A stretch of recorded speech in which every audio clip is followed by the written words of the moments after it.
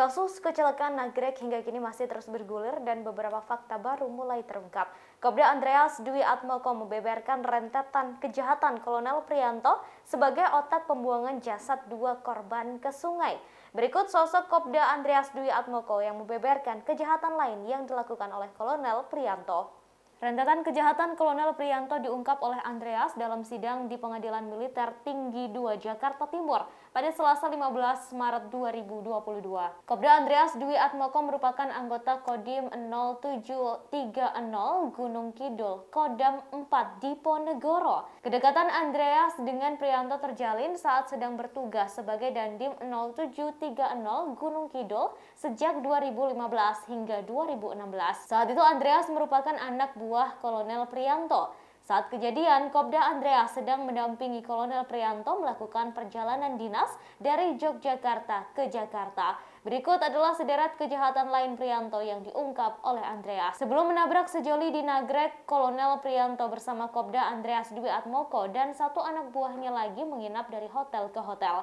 Saat itu Kolonel Priyanto mengajak teman wanitanya bernama Lala. Andreas mengatakan mereka sempat singgah ke rumah teman wanita Kolonel Priyanto bernama Lala tersebut saat melewati Bandung. Dalam persidangan juga terungkap Andreas, Ahmad, Priyanto serta Lala sempat menginap di beberapa hotel di Jakarta maupun dalam perjalanan kembali dari Jakarta menuju Cimahi.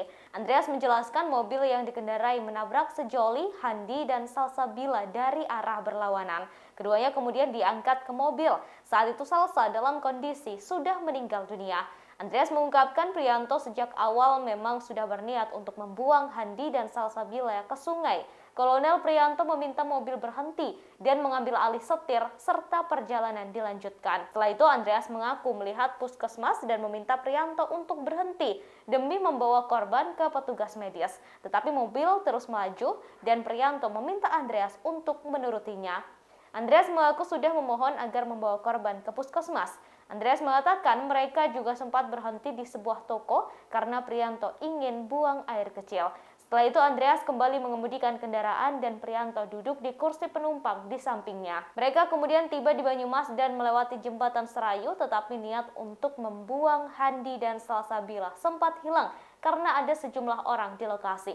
Andreas kemudian memutar balik kendaraan mereka ke arah Jawa Barat karena bingung. Tak jauh dari sana kemudian mereka menemukan jembatan lainnya. Kendaraan tersebut kemudian diputar arah dan diparkir di tengah-tengah jembatan. Di sanalah mereka kemudian membuang Handi serta Salsabila ke sungai di bawahnya. Kemudian Andreas mengaku saat khawatir Priyanto justru meminta Andreas untuk tidak cengeng dan menyebut pernah mengebom rumah orang. Selain itu pasca peristiwa tersebut Priyanto memerintahkan Andreas untuk mengganti cat mobil dan menjualnya. Ia diberi uang 6 juta rupiah untuk mengecat ulang mobil menjadi berwarna coklat.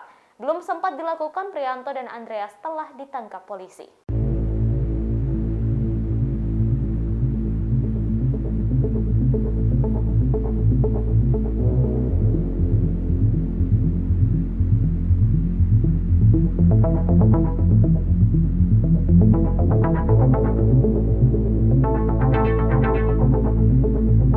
Demikian informasi kali ini, terus saksikan kanal YouTube Tribunnews untuk mendapatkan informasi terbaru lainnya. Terima kasih sudah nonton, jangan lupa like, subscribe, dan share ya!